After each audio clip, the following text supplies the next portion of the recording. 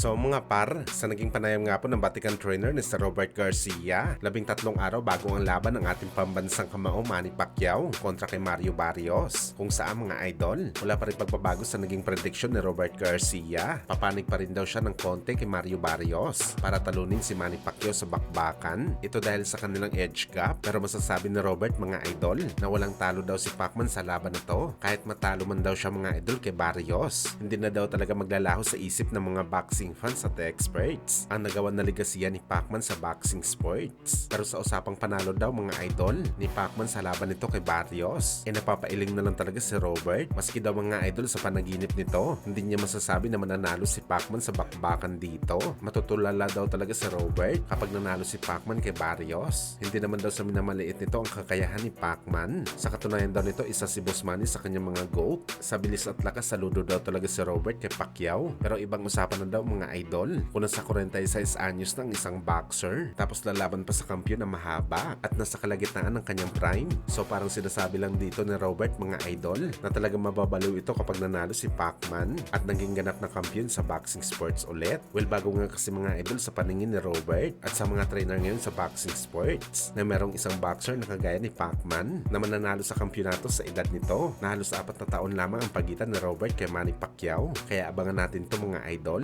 kung ano ang magiging reaksyon na Robert kapag naka-pull up ng upset si Manny Pacquiao sa laban nito kay Barrios.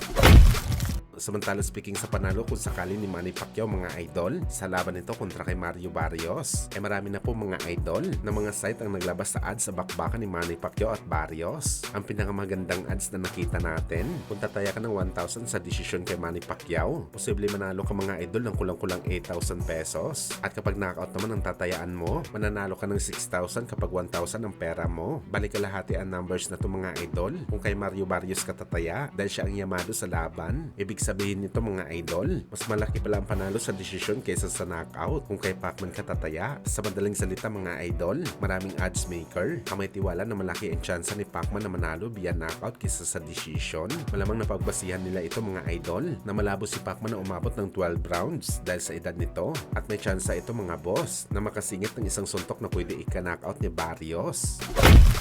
Sa kabilang banda naman mga idol, dahil nga po gumawa ng comeback fight si Manny Pacquiao sa edad na 46 anyos, itila nagselos naman mga idol ang dating tinalo ni Pacman na si Ricky Hatton at gumawa din ito ng kanyang comeback fight na gaganapin sa buwan ng September sa bansang Saudi. Bali mapapalaban si Hatton mga idol sa batang fighter na si Isa Alda. Hindi pa malinaw mga idol kung exhibition fight ang laban nila dahil sanction naman ito ng WBC title ang bakbakan ni Hatton. Well, parang nagpaparamdam na rin si Hatton mga idol kay Pacman na pwede pa kasi ang rematch nila kapag nanalo sila sa kanilang mga laban. Kaya abangan natin to mga idol.